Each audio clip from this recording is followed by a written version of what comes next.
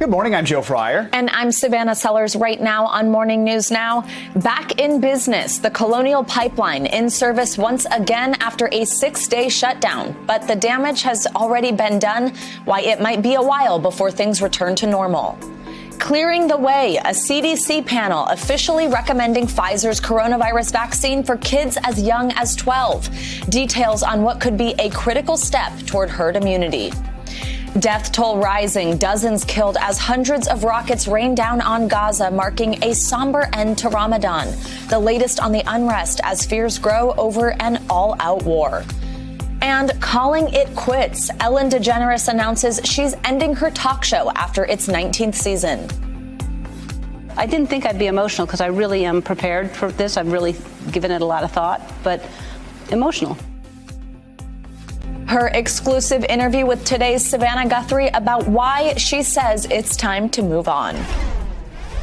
That was some news that surprised a lot of us yesterday. Yeah, caught a lot of people off guard. She's going to, of course, do one more season, which gives her a chance to maybe have something resembling a more normal season to wrap it up. Yeah, hopefully. I know. You miss her dancing with an audience there. There you go. Yeah, absolutely. We'll get to that in a little bit. But we start this morning with good news for the U.S. oil supply and anyone on the East Coast or in the South looking for gas. After 5 days offline, the Colonial Pipeline is now up and running again. This comes after a ransomware attack crippled the pipeline, which is 5,500 miles long and runs from the Gulf to New York City. Well, oil is flowing again. A gas line shortage is plaguing several states, mainly in the southeast. Let's bring in MSNBC anchor Lindsay Reiser.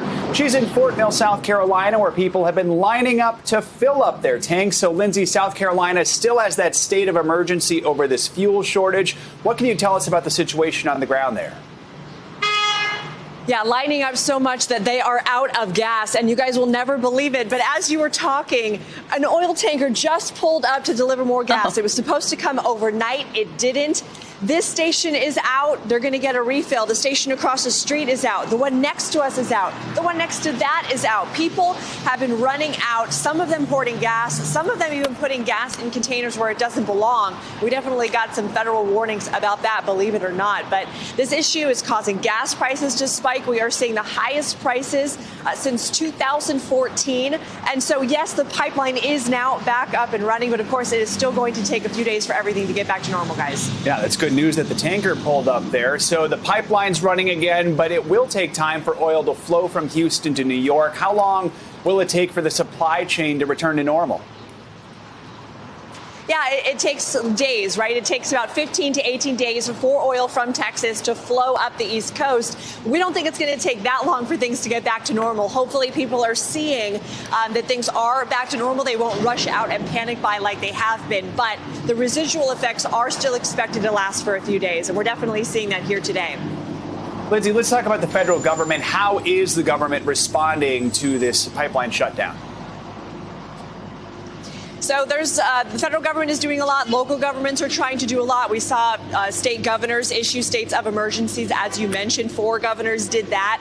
Locally here in the Charlotte area, the transit system is offering free bus and train rides for people who need to get to work or get to the doctor.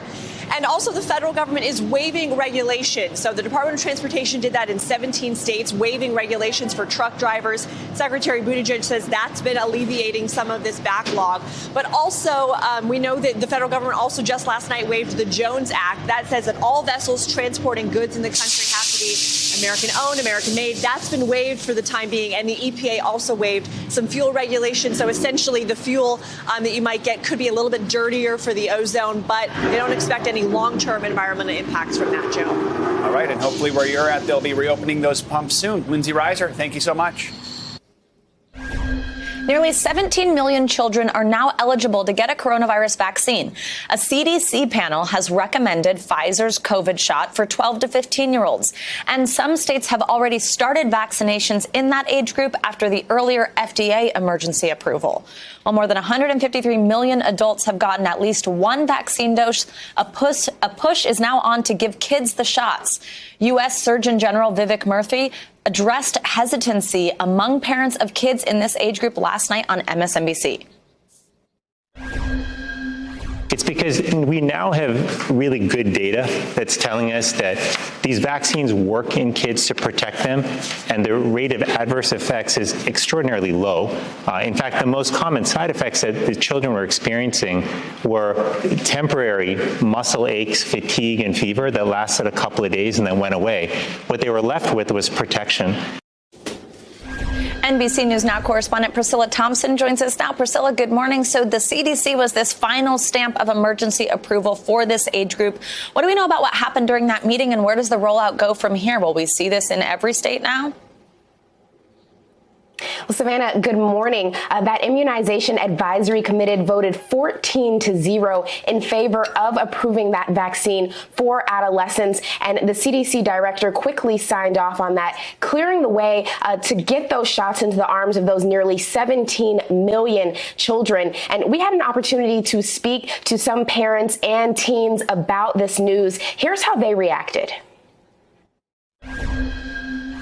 I wanted to get the vaccine because a lot of the things I really liked doing was canceled. And I just really wanted to get those things back sooner, so I figured I might as well get it.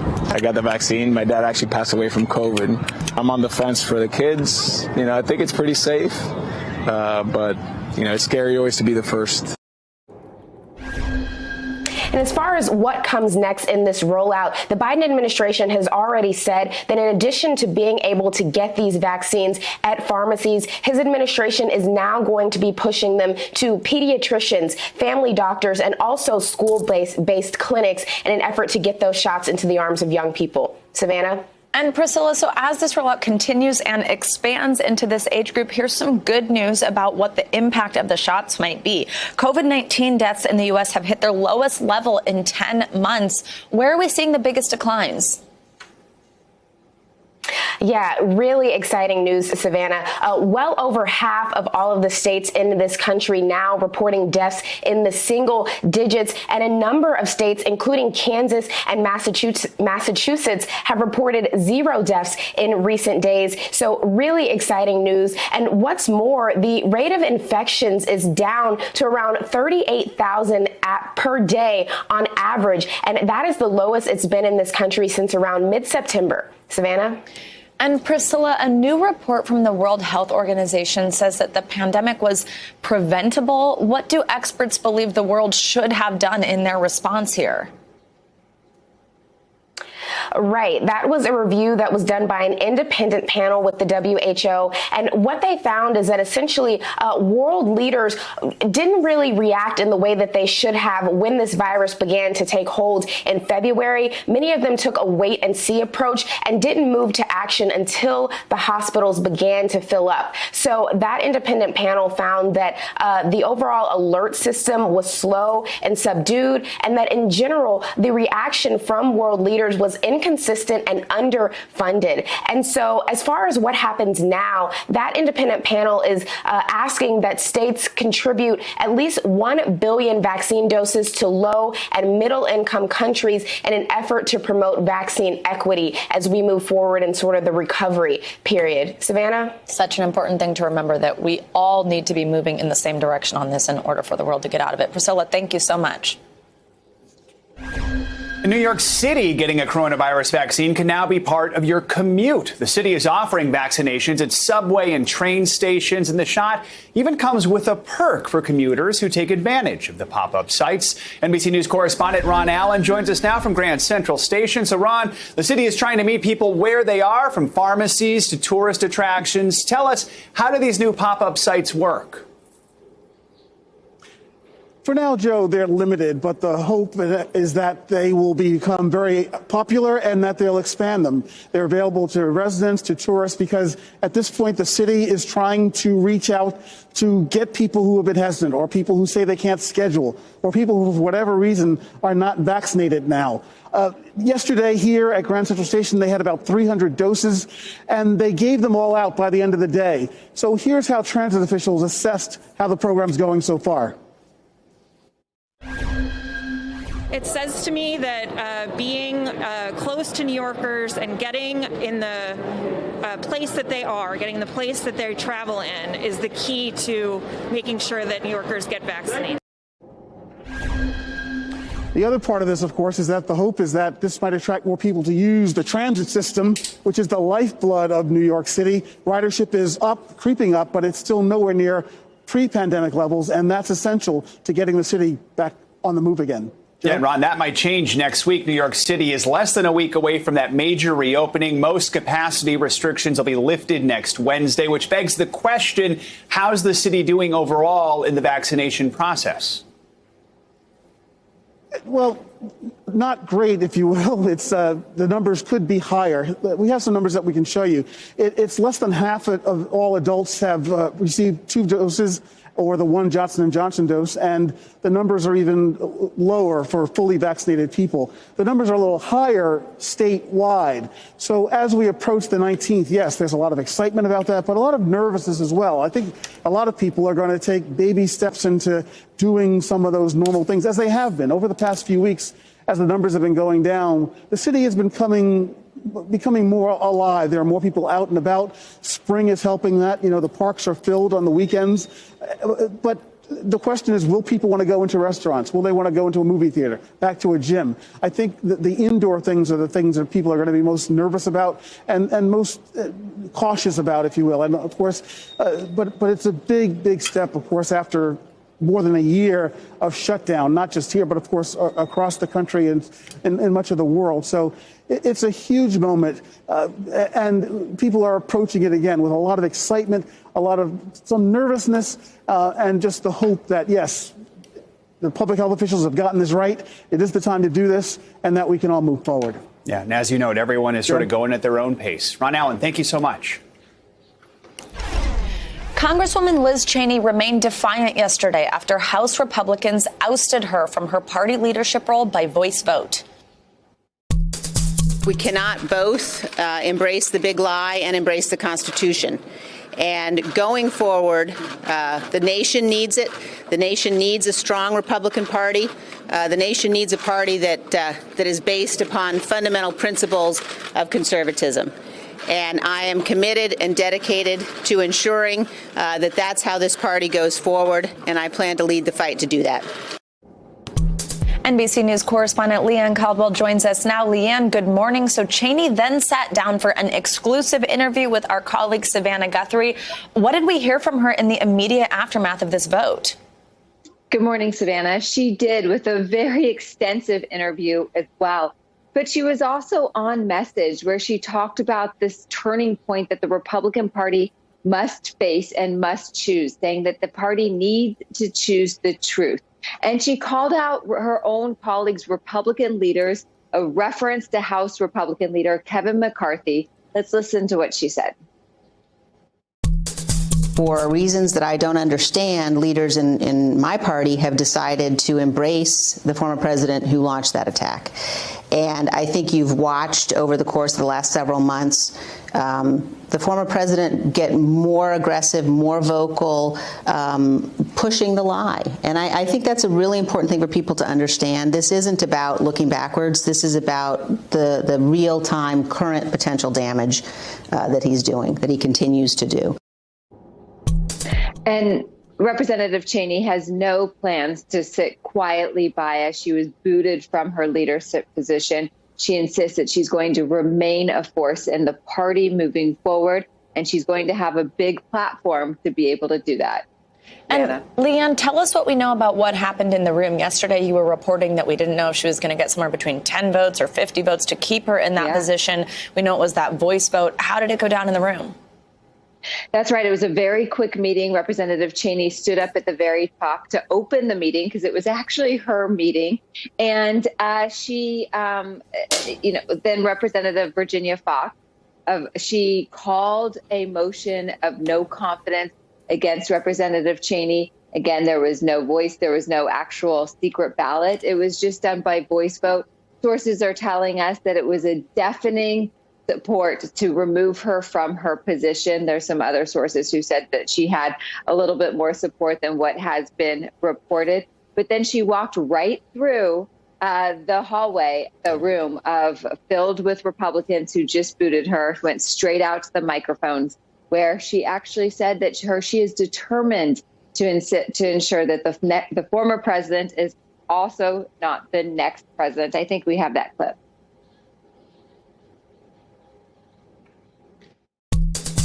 I will do everything I can to ensure that the former president never again gets anywhere near the Oval Office. We have seen the danger that he continues to provoke with his language. We have seen his lack of commitment and dedication to the Constitution. And I think it's very important that we make sure whomever we elect is somebody who will be faithful to the Constitution. What? And so, Savannah, it went down very quickly. It happened fast.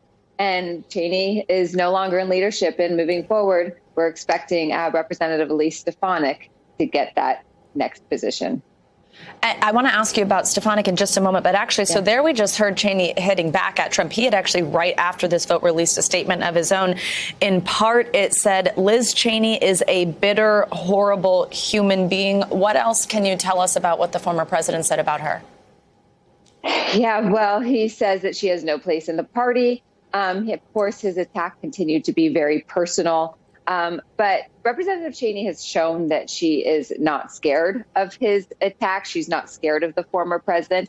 And that's really what a lot of this comes down to. A lot of these Republicans, including Kevin McCarthy, are fearful that the former president is going to bully them publicly, is going to run primary challenges against them. And that is essentially why they have chosen to remove Cheney from her position. They do not want President Trump, former President Trump, to go against them, as Cheney has proven that she is not deterred by that. She is very principled in this position, and she knows there's already primary opponents lining up against her in Wyoming, so she's going to have a very difficult time winning her reelection. But she is one of the few lone voices who is standing up for the former president, Savannah.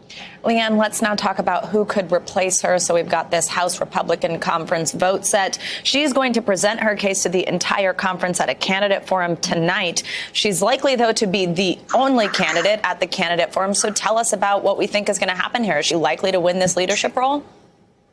She likely is, because at this point, there's no one running against her. There's some rumbling that perhaps a more conservative member is going to stand up and do a last-minute challenge against her. But even if so, it seems like she has this locked in. There are some conservatives who don't think that she has a conservative enough voting record. She's not far enough to the right.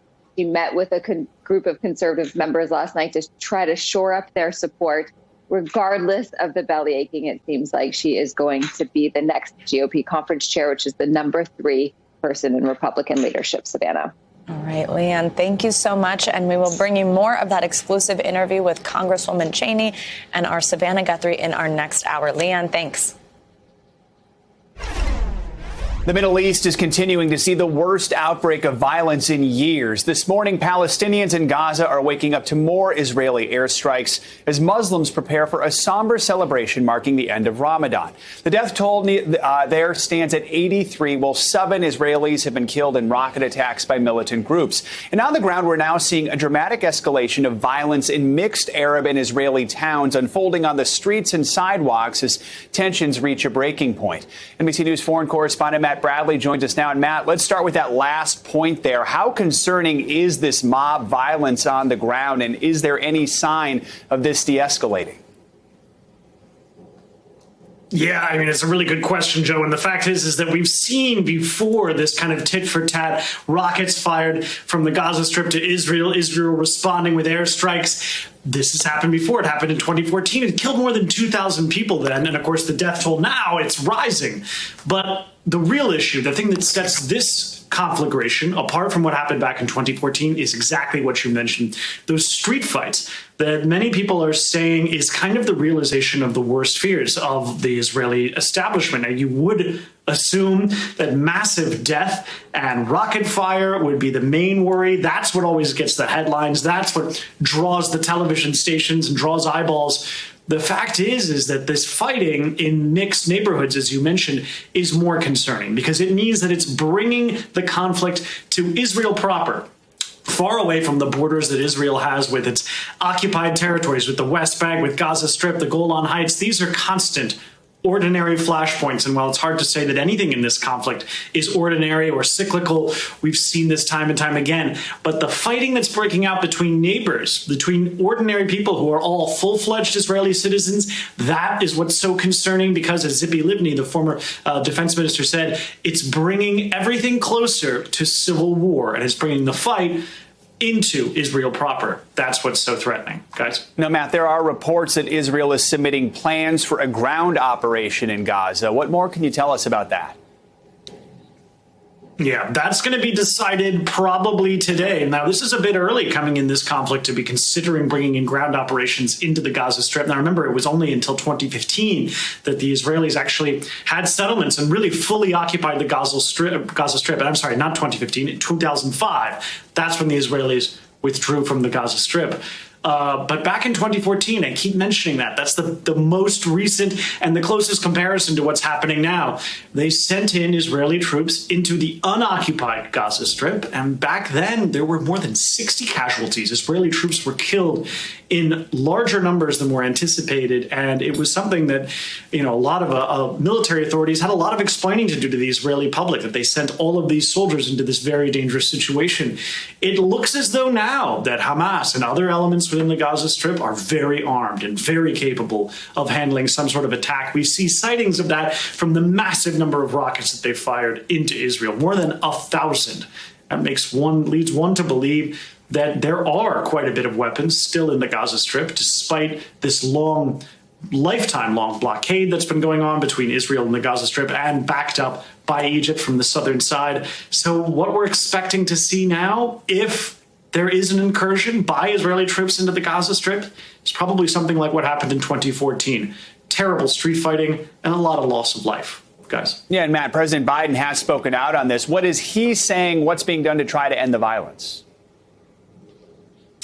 This is a really interesting issue because, of course, President Biden is kind of the wild card in this situation. He's the new president. He has yet to really make a claim on either side. He's trying very hard to burnish his left-wing bona fides with all of these, massive spending programs domestically that he's ramming through Congress. But right now, it's the left wing of the leftist Democratic Party that's been really piling on the pressure to Joe Biden, demanding that he take a stance, and he has not yet. So far, all of his comments and comments from the State Department have said essentially that both sides need to restrain themselves. A lot of left-wing politicians are waiting on Joe Biden to really crack down and start criticizing Israel for what they say is a lopsided fight that puts the Israelis far ahead of the Palestinians, who are the occupied party in this situation. Whether or not Joe Biden wants to weigh in on a situation that has imperiled so many presidencies before all of his predecessors had launched massive initiatives to try to find peace in the Middle East. All of them failed. For Joe Biden and his administration, this might look like the kind of situation where he can't win and he can only lose. So he might be wishing that he could just ride it out. Guys? All right, Matt Bradley, thank you so much. Let's get a check on your morning news now weather. Which means Bill Cairns joins us. Hi, Bill. Good morning. Hey, you guys didn't congratulate me. Congratulations. What did we forget? For what? Thank you. Thank you. I've won the award for best good news segment during a morning show. Oh, good. So, good. We appreciate that. It's a big moment for me. Well, let's hear it first, and then we'll tell you. All right, so let's get into this fabulous weather pattern we're in.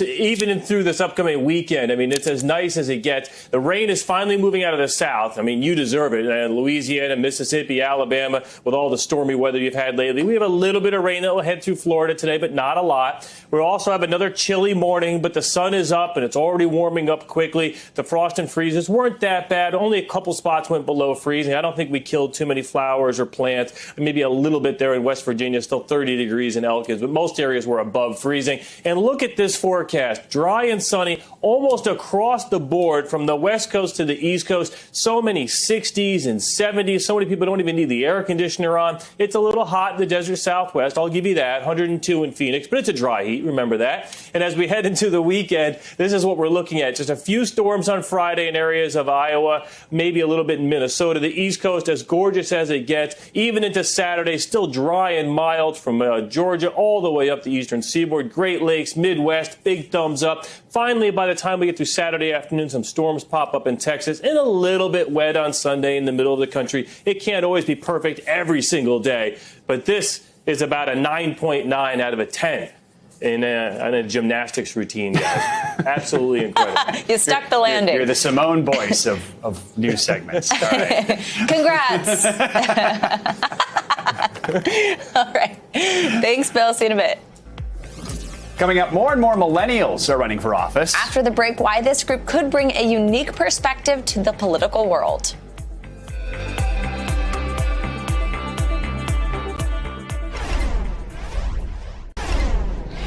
As the U.S. economy begins to recover from the pandemic, many consumers are noticing that prices of everyday items are on the rise. NBC News senior business correspondent Stephanie Ruhle explains why and when we can expect it to slow down.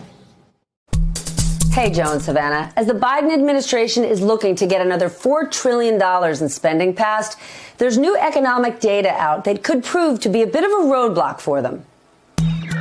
As the economy recovers and Americans return to work, they're noticing something.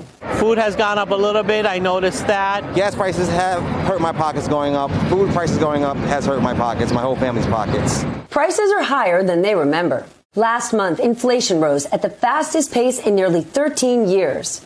Prices for used cars and trucks soared 21%. Airfares are also up, along with furniture prices.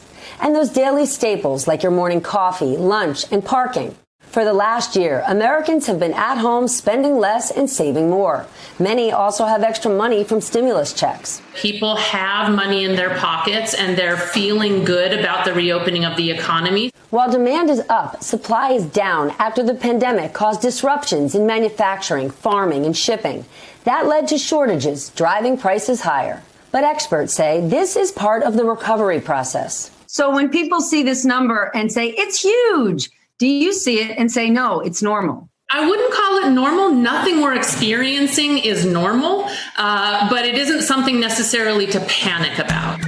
So the question everyone is asking is, when will this end? When will things slow down? Well, no one knows for sure, but the sooner we get COVID behind us, we get back to school, we get back to the office, the more likely it is that this rapid rise in prices will start to slow down. We're looking towards maybe the end of this year. Joe, Savannah? On Capitol Hill, lawmakers heard from the man in charge of protecting the Pentagon during the January 6th insurrection. He defended his response that day, including his timing on sending in the National Guard. NBC News Justice correspondent Pete Williams has more on why some lawmakers are not buying his defense. A defiant former acting defense secretary said he approved sending National Guard troops about 2 hours after becoming aware that rioters were storming the Capitol, though it would take another 2 hours for them to get there. Chris Miller defended that pace, saying he was aware of the backlash over the role Guard troops played in pushing protesters away from the White House in June and in killing 4 civilians during demonstrations at Kent State University in 1970. He said he wanted to make sure the Guard was fully prepared this time. This isn't a video game where you can move forces with the flick of a thumb, or a movie that glosses over the logistical challenges and the time required to coordinate and synchronize with the multitude of other entities involved. That didn't satisfy some Democrats. Will you at the very least apologize to the American public for what happened on your watch? Many questions remain unanswered about the intelligence leading up to the 6th and the timeline on the 6th itself, but Congress still hasn't decided whether to appoint a 9/11-style commission to get answers. Joe, Savannah? Members of my generation have witnessed some major moments in recent U.S. history, from 9/11 to the financial crisis. Now, across the country, we're seeing millennials running for political office, and they're bringing their unique perspectives to the arena. I traveled across the country last week for a new edition of Meet the Press reports on this topic, and here is a sneak peek. Down in Texas, Judge Lina Hidalgo thought her state needed a new type of politician, too. In Texas, what most states refer to as a county mayor or county executive is called a county judge. She runs Harris County, the third largest in the country and home to Houston. How many people live in the county? Around 5 million. Which is more than some states. More than most states, more than 26 states in population. What's your budget? $5 billion annually is the Harris County Commissioner's Court budget. So you recently turned 30, right? Actually, the day of my 30th birthday, I was at our emergency operations center because we were in the middle of the winter storm. We're just, making sure that people had water and the power back on. Since winning in 2018, she's made the role her own, focusing on issues most millennials seem to agree on. Do you think that because of these crises, there's more possibility for reaching across the aisle here? The climate change is one where the answer is yes. You're hard pressed to find people who are scared to talk about it now. You know, we both lived through this moment. How do we live through it? And it's just a bond that's there. That's something that's going to help us work together. Joe, the conversations were really fascinating. So that was County Judge Lena Hidalgo that you just saw there. But we also have Representative Sarah Jacobs. She's 32 years old and in her first term in Congress. We have a 22-year-old and Iowa State Representative Carter Nordman, and also a 30-year-old state representative from Pennsylvania, Malcolm Kenyatta, who's now has his eyes on that Pennsylvania Senate seat that'll be opening up. Very cool. Yeah, really good conversations. Hearing from all them bright young people. Exactly. You can watch more tonight on Meet the Press Reports at 8 p.m. tonight right here on NBC News Now, and then Friday on demand on Peacock. Over the past year, we've come to learn some folks can work pretty much anywhere. They're called digital nomads, and they're proving to be quite desirable for small cities. Some areas are even paying up to $20,000 to lure remote workers, and the response has been huge. CNBC's Diana Olick joins us now with more on this story. Diana, good morning. Good morning, Joe. Yeah, a few of these pay-to-move programs existed before the pandemic, but now with so many people moving around and changing where they work from, they're really taking off. Almost exactly a year ago, when COVID was at its worst, Lindsay Marvel packed up her Brooklyn apartment, bought a car online, and drove to Tulsa, Oklahoma. You're just in this survival mode, and I just was terrified. A Tulsa nonprofit offers remote workers $10,000 to move in. A year later, it's been a blessing. I wouldn't want it any other way during a pandemic or any other time. Lindsay recently bought this home thanks to the $10,000 and to the fact that Tulsa is much cheaper than New York. She's also met a large network of so-called digital nomads like herself through the program. I think I've made more friends in this year during a pandemic than I ever have in college or any other time you're supposed to be connected with many people. Tulsa is one of a growing number of cities offering cash incentives to remote workers. A new program in West Virginia is offering up to $20,000. West Virginia is the house that built me. The $25 million program is funded by executive chairman of Intuit and state native Brad Smith. He says he's capitalizing on two new trends. The first is a shift towards remote work, and the second is a shift in geographic preference to more rural settings. And those happen to intersect perfectly with West Virginia's most valued assets, which are our welcoming communities and our outdoor recreational amenities. Those communities and amenities are in big demand. The new program will open with 50 slots, but has already received over 7,000 applications. The goal over 7 years is to attract 1,000 new residents who will bring their purchasing power while not taking up local jobs. The same strategy behind Tulsa's program. Because we are from cities like Brooklyn, Seattle, we don't really have a sense of what we're supposed to pay for something. And so people are willing to pay a little more. Because the return can be invaluable. I know I've made the right decision. Now, since moving to a small town might be scary for some, these programs are trying to ease those fears. They're advertising things like average wireless speed, median home price, distances to a major airport, shopping center, even the distance to the local tractor supply. Because, Joe, you never know at the last minute when you might need a tractor, right? Absolutely. You never know, Diana. That's a cool story. Thank you so much. Coming up, another side effect of a year-long pandemic. Yeah, excessive drinking is on the rise, and it could be hurting women more than men. The warning from doctors up next. Elon Musk announced on Twitter that his electric car company Tesla will no longer accept Bitcoin payments because of climate change concerns.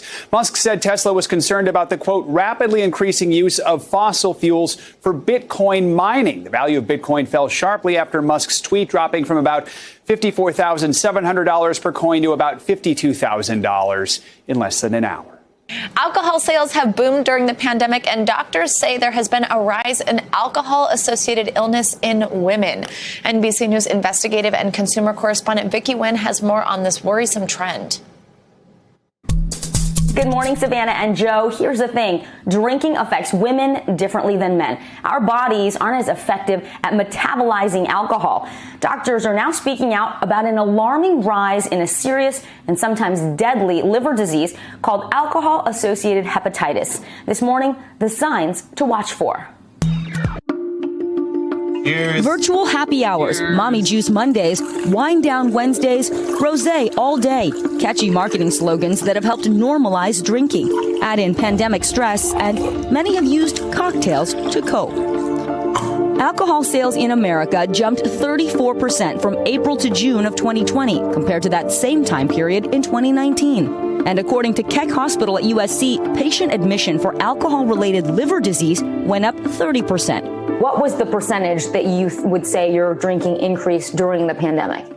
Probably like doubled, maybe tripled on some days. Kelly White, a mother of 3, says once her office job was put on pause in March, she lost the motivation to stick to a routine. Drinking helped pass the time. I didn't have to log on or do any work in that sense. So I basically just had to, talk with my family and my friends and drink and watch TV and binge like I think the rest of the world was. But in July, she says she knew something was wrong. I went to the emergency room after a weekend of I couldn't really drink. It made me very nauseous. I couldn't even swallow the alcohol. Doctors said she had alcohol-associated hepatitis, her liver scarred and dangerously swollen. They just said, if you have one drink, you'll die. Is this permanent damage to your liver? Yes. Alcohol can damage the liver. In severe cases, there's only one cure, a liver transplant. Dr. Haripriya Madur is a hepatologist and assistant professor of Northwestern's Feinberg School of Medicine. When your liver is damaged, what happens to the rest of your health? You can have problems with thinking. You can have problems with being more susceptible to bleeding, developing fluid around your belly, around your legs, and then other organs are at risk of shutting down. Dr. Madura is conducting a study on the rise in alcohol-related liver disease, and early findings show patients in their 20s and 30s are coming in with serious illness. Are you seeing certain groups being more affected by this? Women in particular, they're developing much more liver disease at younger ages. And so it's really, really frightening. It's actually alarming as a hepatologist. According to Madur, signs of alcohol-related hepatitis and liver disease include nausea, not wanting to eat, low-grade fever and chills, but the most obvious sign, yellow eyes.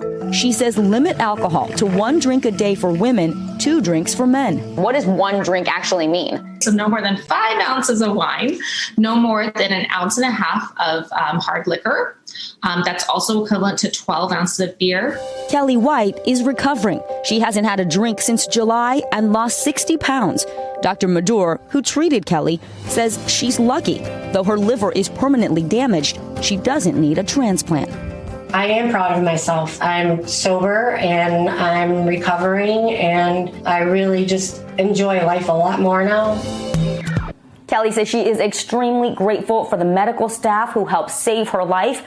Both Kelly and Dr. Madur encourage people to seek help if they think their drinking has become a problem. And one sign is if you are wondering about how much alcohol you're actually consuming, that could be a sign that you want to reach out and talk to a counselor or a doctor. Joe and Savannah, back to you. Let's take a look at what's making news around the world this morning. NBC News correspondent Claudio Labanga joins us from Rome. Good morning, Claudio.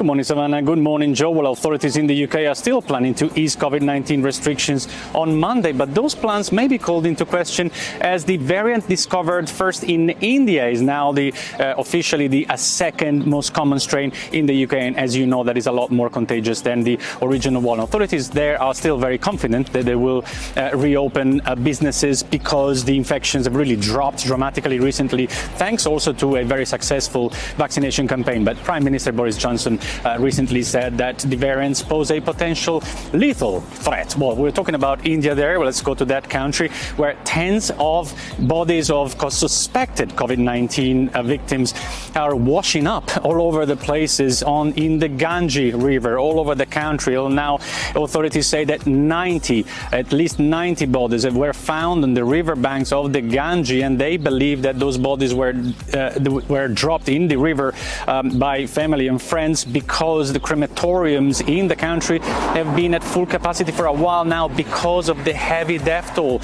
in India. And last but not least, in China, the authorities in a local county are now banning public servants from hosting birthday parties as well as other celebrations like, say, job promotions or housewarming parties. Well, the authorities are not trying to be party poopers. What they're trying to do, they say, is to stop bribes masqueraded as expensive gifts, especially for members of the local Communist Party and other civil servants. They also set up rules for weddings and funerals. Now, at weddings and funerals, you cannot receive in that particular county in China gifts that are worth more than $30. Now, it's a good thing that that rule doesn't apply in Italy, because if you show up at a wedding with a gift that is worth $30, then your funeral is next. Guys? Oh, wow. That sounded like a threat to your family and friends. Wow. Now I'm going to assume that every gift I get is just a bribe. Yeah, I know. You're trying really. to bribe me. You don't like me at all. Think about come and get married in Italy. Yeah. Okay. Actually, Claudio, speaking of coming to Italy, so I know you actually have another item for us, which is all about people who are desperate for a vacation, but not every country is opening its doors to us Americans just yet. The only question I really have for you is, can we come visit you yet? You kind of can if you catch a COVID-free or COVID-tested flight. There are some of them that have been active now for a while between the U.S. And Italy. But of course, they fill up quickly, and they may be a little more expensive than regular flights because there are not that many. But you may be in luck, because very soon you may just come with a regular flight if you're an American without having to observe a quarantine. Not yet, though. Let's just backtrack a few days, where Prime Minister Mario Draghi here said that Italy is welcoming back the world. For now, Italy, starting from Saturday, will be welcoming back tourists from the European Union, the UK, and Israel, and those will not be asked to observe a quarantine if they can show a vaccination, the proof of vaccination, or the fact that they just recently recovered from COVID, or a negative test. But of course, Rome and Italy, even though I think it's beautiful, Rome and Italy is not the only destination where Americans are planning to go to. There are so many other destinations in the world and Americans are dreaming to go to, of course. So we asked some of our colleagues at NBC to look at what the travel situation is over there in their neck of the wood in, let's say, France, the UK, and Southeast Asia. Take a look. Well, in this pandemic, anything could happen, but France is eager to open up for foreign tourists, especially those outside of the European Union, especially Americans. France is the most visited country in the world. Now, June 9th is the date that Emmanuel Macron, the French president, has set for France's opening up to holidaymakers from outside the European Union. That's a big date, but it's only going to stay that way if France can meet its numbered targets coming up in the next couple of weeks.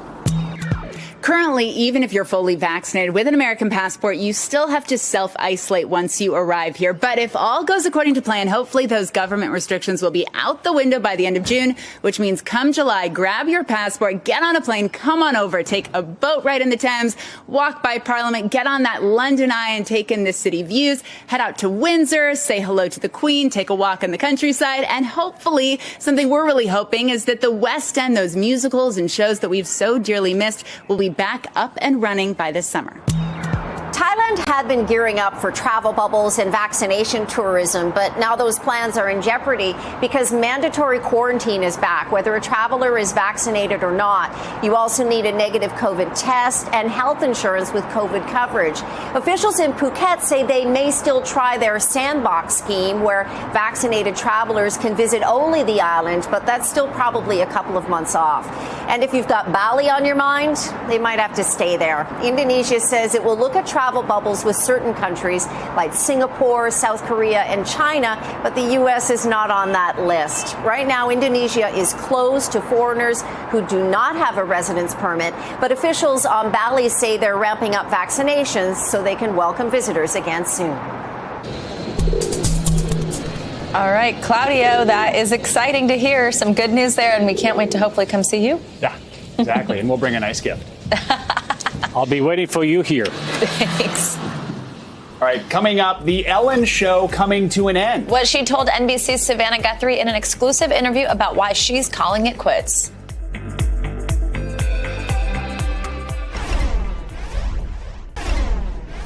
After 18 years, Ellen DeGeneres is calling it quits. The talk show host announced that next season, the 19th season of The Ellen Show, will be the last. Today Show anchor Savannah Guthrie sat down with Ellen for an exclusive interview. Hi, guys. Well, right after Ellen taped her emotional monologue revealing to viewers she'll be ending her show next season, I joined her on her set for a candid discussion about that decision and what's been a difficult year for Ellen personally and for the show. How did it feel in that moment? To say it today? Yes. Emotional. Season 19 is going to be my last season. This show has been the greatest experience of my life. And I owe it all to you. Thank you. I could see it in your eyes. Yeah. What was the emotion? Was it relief, joy, sadness? It's everything. I mean, I think I got choked up on saying that this has been the best experience of my life, because it has been. It's a welcome mat. The show started 18 years ago. Jennifer Aniston, the first guest. Celebrities, musicians, kids, and animals followed. And for those who had doubted an openly gay talk show host could succeed, Ellen proved them wrong. Many, many talented and famous people have tried to do this job and not succeeded. Why did it work for you?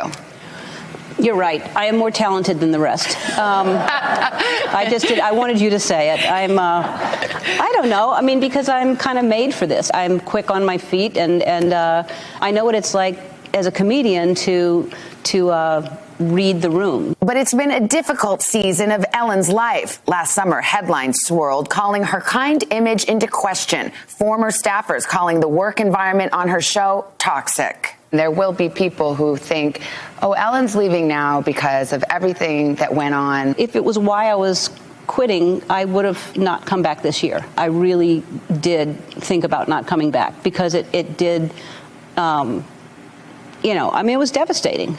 I am a kind person. I am a person who likes to make people happy. I just kept saying to Portia, I was like, if I was a fan of somebody, and even if I loved them, I would think there must be some truth to it, because it's not stopping. And then right on the heels of that, I read in the press that there's a toxic work environment, which, I had no idea, never saw anything that would even point to that. Did you feel like you were being canceled?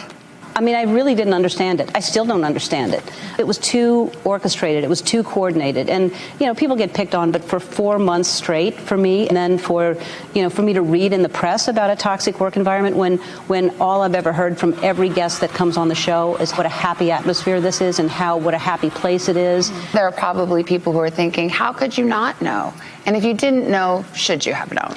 I don't know how I could have known when there's 255 employees here, and there are a lot of different buildings, unless I literally, stayed here, until the last person goes home at night. It is my name on the show, so clearly it affects me, and I have to be the one to stand up and say, this can't be tolerated. But I do wish somebody would have come to me and said, hey, something's going on that you should know about. It's not the first time Ellen has faced a career crisis. It happened after she came out on her sitcom in 1997. I'm gay. Ads were pulled and her show was eventually canceled. Was there a moment during this that you thought, it's happening again? Yeah. My therapist is like, very few people go through such huge public humiliation twice in a lifetime. Isn't the therapist supposed to help you? She's like making me aware that I am, supposed to experience this for a bigger reason. How can I be an example of strength and perseverance and power if I give up and run away? And so it really is one of the reasons I came back. I worked really hard on myself. And also, I have to say, if nobody else is saying it, it was really interesting because I'm a woman, and it did feel very misogynistic. Sometimes I think people think that those in the public eye are almost bulletproof. No, I'm not bulletproof, and no, I don't have a thick skin. I mean, I'm extremely sensitive, to the point of it's not healthy how sensitive I am. When something is coming back at me that I know is not true, I guess I could take one or two of those shots, but 4 months in a row took a toll on me. Over the years, Ellen's show has stood the test of time. In this space, in daytime talk shows, a lot of times it is the salacious and the sizzly stuff. You never did a show like that. Mm-mm. No. People would say, why'd you do daytime? Why don't you do nighttime? And it's like, I would do this exact show at night. I wouldn't change a thing. Not like a slinky dress or something? Oh, yeah, I'd wear a slinky dress. I'm sorry, I wasn't talking about the clothing. For sure. Next season, it's going to be all slinky dresses. Oh, great. Slinky dress 19. That's what we're going to call it. Yeah. What are you most proud of? I'm most proud of going 19 years on this show. I mean, this is an accomplishment. I'm proud of the kind of show we do. I'm proud that we are funny.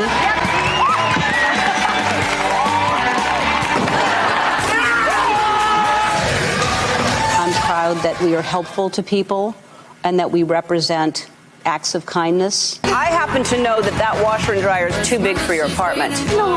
We checked the square footage. So we bought you a house.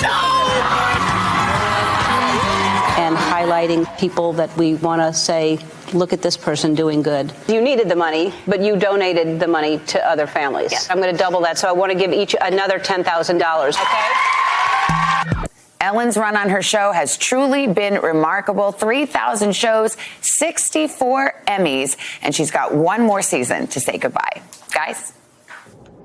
Hey, NBC News viewers, thanks for checking out our YouTube channel. Subscribe by clicking on that button down here and click on any of the videos over here to watch the latest interviews, show highlights, and digital exclusives.